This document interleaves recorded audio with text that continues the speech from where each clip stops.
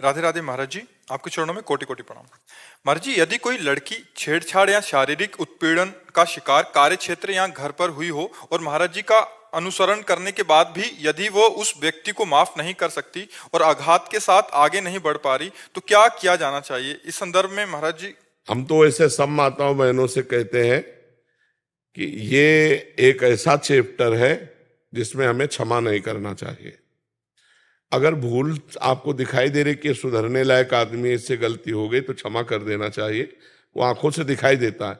अगर ये पता चले कि चाहे वो पिता हो, चाहे वो रिश्तेदार हो, चाहे वो टीचर हो, चाहे वो कोई भी हो, चाहे हम कहीं नौकरी करते हो वो व्यक्ति हो, यदि ऐसा हमें बार बार प्रताड़ित किया जाता है तो हमें रिपोर्ट कर देनी चाहिए और हमें सरकारी सहयोग लेकर उसे दंडित करना चाहिए, क्षमा नहीं करना चाहिए। एक जगह तक क्षमा ठीक है, अगर लड़कियां क्षमा करने की बात सोचे तो आते दिन पीछे 4 लोग पड़े रहेंगे। आदमी का हुलिया, आदमी का रंग जो छेड़ रहा है 1 मिनट में, अगर वो साइकिल में है तो उसकी साइकिल, मोटरसाइकिल है तो उसका नंबर बहुत प्रवीण होना चाहिए। 1 सेकेंड में पूरे दिमाग में नोट करना चाहिए कौन सा आदमी, कैसे रूप रंग का आदमी, कितनी अवस्था है उसकी, कौन सी गाड़ी में था, क्या गाड़ी नंबर है, वो जानकारी पूरी कर लेनी। आसपास कोई सीसीटीवी है, पूरी जानकारी कर लेनी चाहिए तुरंत, जो आदमी छेड़ रहा है, और फिर रिपोर्ट करो। अपने आप डंडा चलेगा अपने आप उनको, और ऐसे चाहिए। लेकिन इतने लोग हैं आजकल कि किसी बहन बेटी को कोई छेड़ रहा है, वो मोबाइल से भले पिक्चर बना लेंगे और चले जाएंगे। हमारी बहन हो या किसी की बहन हो, अगर कोई बहन बेटी को छेड़ रहा है, हमारे प्राण चाहे चले जाएं, उस समय कूद पड़ना चाहिए। पर अब कूदे तो क्या कूदे, वो उसको विरोध करने की तो बात जाने दो, मनोरंजन बनाएगा।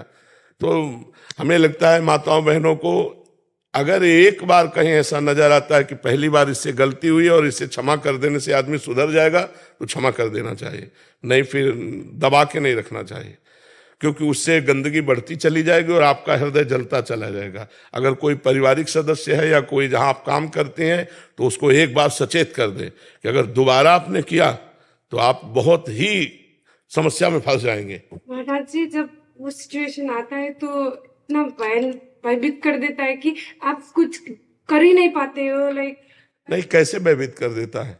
तुम इतना भयभीत कर सकती हो कि उसको भोजन अच्छा नहीं लगेगा।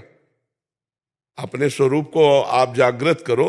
आप इतना भयभीत कर सकते हो कि आपको केवल मुझे छेड़ा, इतनी बात में कानून उसको धर लेगा, इतनी बात पे कानून धर लेगा, मुझे छेड़ा, और कहीं अगर छेड़ा तो फिर तो और कानून आगे है। पर ऐसी सब बहुत प्रवीणता पूर्वक देखकर, जहां बलशाली लोग हों, जहां अपने को लगना मैं फंस गई, वहां विनय के द्वारा बचाना चाहिए। किसी भी तरह अपने को बचा लेना चाहिए, वहां एक्शन नहीं लेना चाहिए। एक्शन तब लेना चाहिए जब अपने को बलवान देखे।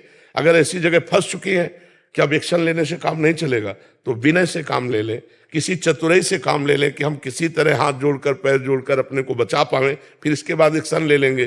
क्योंकि 4 हैं, अगर हम एक्शन की बात कहते हैं तो शायद है कि उनकी बुद्धि में ऐसा कुछ आ जाए कि हम एक्शन लायक ही न रहें।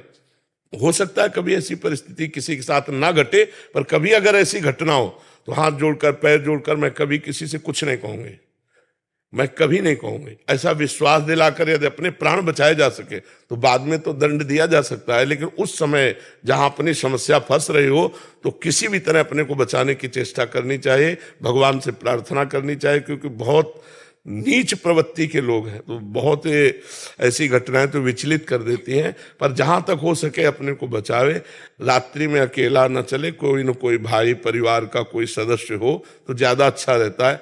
अकेला चलने पर घटनाएं होने की ज्यादा संभावना होती है, क्योंकि रात्रि में जैसे लोग ऐसे बुद्धि वाले हों और वो देखें तो उनका भाव बिगड़ सकता है। अगर कोई साथ में है तो ठीक रहता है।